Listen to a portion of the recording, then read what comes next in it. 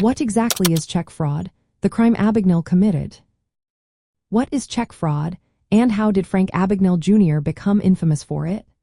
Check fraud is a financial crime where someone creates, alters, or uses checks to deceive others and unlawfully gain money or property. This crime can involve forging signatures, making counterfeit checks, or altering genuine checks to withdraw funds without permission. The main goal is to trick banks, businesses, or individuals into releasing funds based on false information. Frank Abagnale Jr. is a well-known figure in the world of check fraud.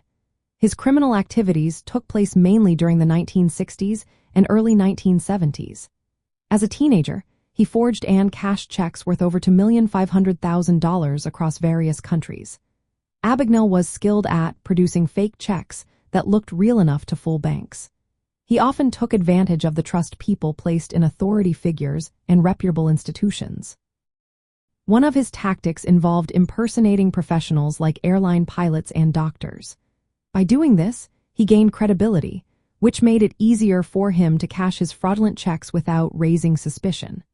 For instance, posing as a Pan-American World Airways pilot allowed him to travel extensively while cashing checks with minimal resistance. The prestige associated with such roles helped him avoid being questioned. Abagnale's approach to check fraud was not just about physically forging checks.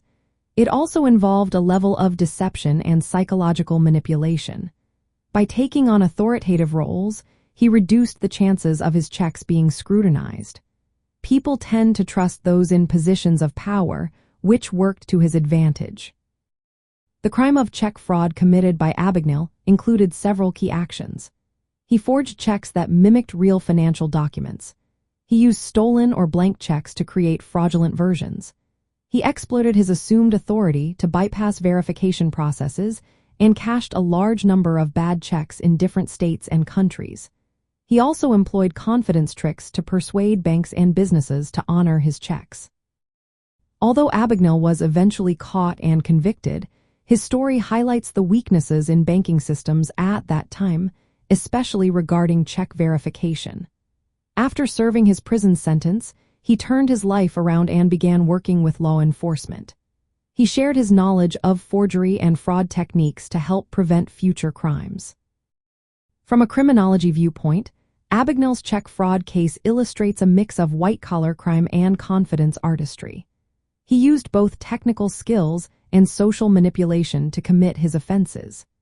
His story also shows the challenges law enforcement faces in detecting and prosecuting financial crimes, which often relying on deception rather than violence.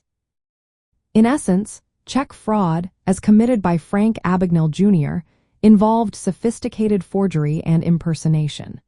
He skillfully deceived banks and businesses into releasing funds unlawfully. His actions reveal the complex relationship between document forgery and the trust people place in financial transactions.